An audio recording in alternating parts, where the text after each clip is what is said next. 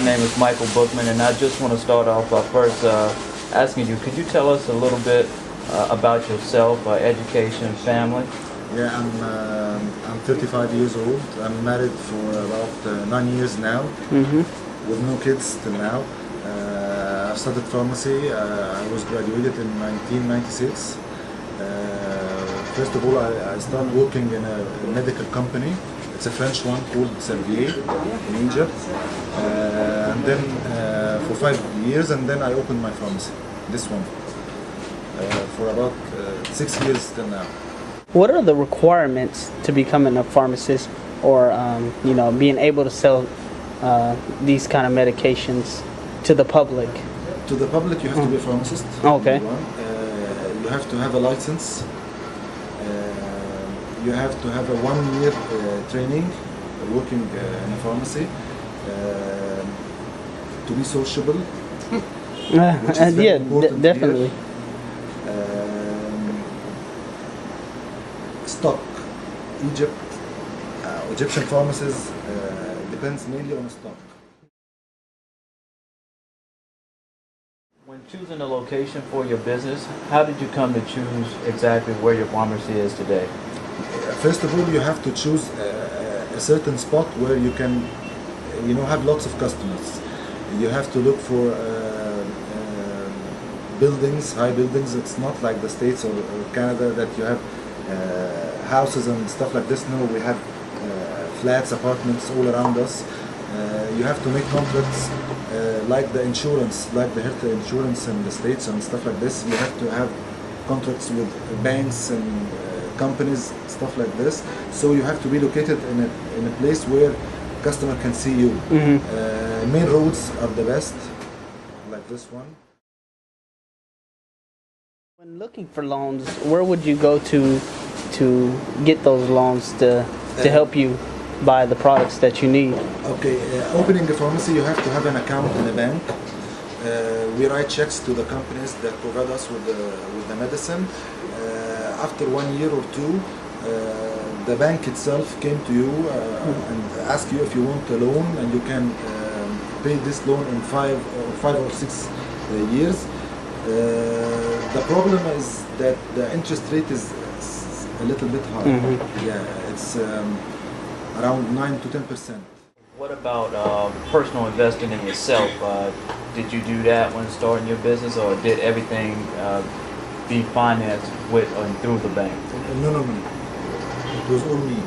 The bank, I started using the bank when I started to grow up and expand my work after 2 years. Okay. When I have my own credit at the bank.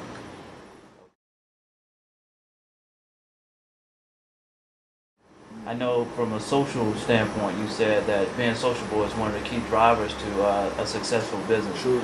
Have you encountered other challenges outside of social challenges that could cause your business to kind of take a downturn versus being profitable? First of all, it was money, shortage of money. And when I opened the pharmacy, I'm a Christian. Most of the people told me that naming Mina is a saint in Egypt. Naming the pharmacy by Mina, you will have some sort of competition. Some people, like the Muslim people, will not come, and this never happened. Never happened. I have 80 to 90% of my customers Muslims. So the only challenge I had was money, shortage of money. I heard a lot about the challenge that I'm gonna have when I open the pharmacy. It was not like this.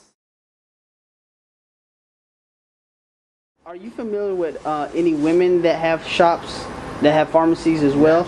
Yeah. And compared like a ratio of men to women, are there more? I mean, is the women population of pharmacists increasing? Yeah. That own shops? No, that own shop. No, I mean the pharmacist. The ratio of men to women is like 20 to 1. Yeah. There's no regulations for this. Okay? There's no restrictions. But in the Middle East area, a man is a man. You mentioned earlier about you having to go through training for a year before you can open up a pharmacy. I, as an American, if I wanted to come to Egypt and open up a pharmacy, and I was a pharmacist in America, do I need to be trained in Egypt for that year of training to open up a pharmacy, or could I come over with the credentials from the United States? Yeah, I know. First of all, the training year that I have is to have the license. Okay? I cannot open a pharmacy or being a manager without this year of training. You have to do an equation. The same like when I go to the States, I have to make an equation, I have to do study and have an examination, board examination from the Board of Pharmacy examination. You have to do the same year.